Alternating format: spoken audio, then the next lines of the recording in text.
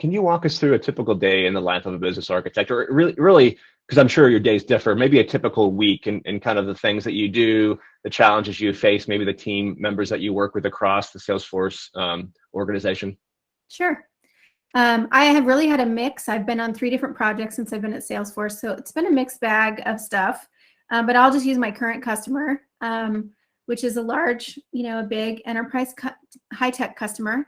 And I'm on a big team, not the biggest team, but it's a pretty big team for me.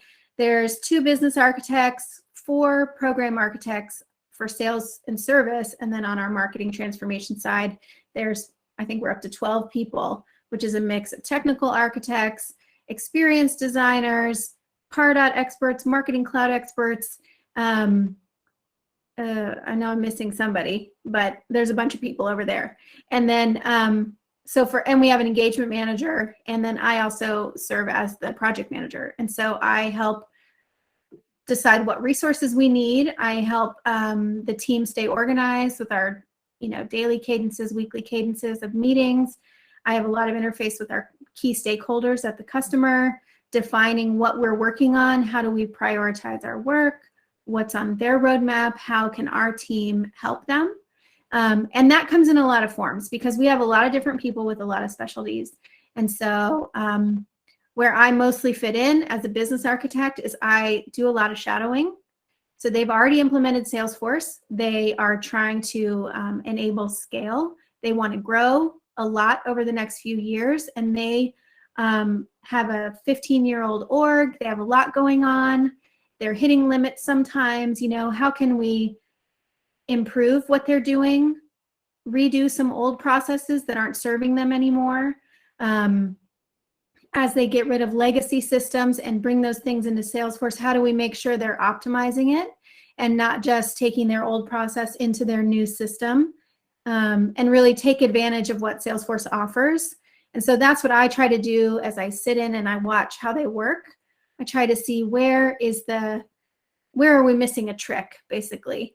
How can we use the product the best way? And then what processes for people do we need in order for them to do it for the long haul, right? Do we need more training? Do we need some change management? And so I try to identify those things that might be missing pieces beyond the technical that will help them really be successful.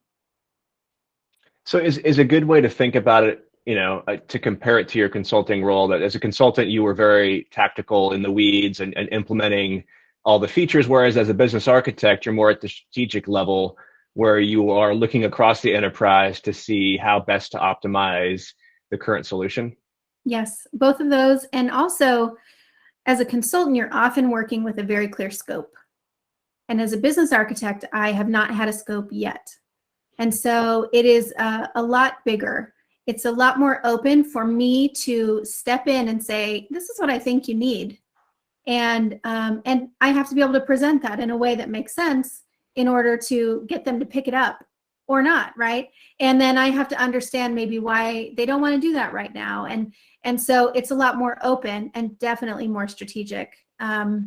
And I spend a lot of time connecting dots across all of our work streams, but also all the other things going on at the customer. I always keep my ear to the ground. I ask a million questions, and that really serves me well. Actually, my journalism background is like key because I'm very curious, and my questioning ability really gets me far with the customer.